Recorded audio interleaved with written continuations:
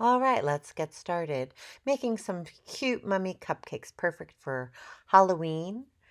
You're going to bake some nice chocolate cupcakes. I have a great recipe for that. Then make some white buttercream frosting. You're going to place it into a piping tip with a slant tip and glide the frosting over the tops of the cupcake very easily into stripes. Then add a diagonal one on top and you'll see the mummy design come to life.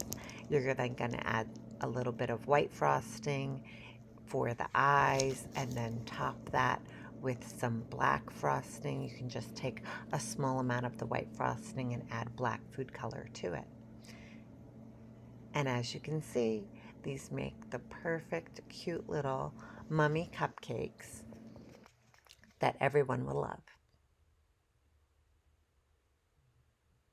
Find this and more recipes at createdbydiane.com.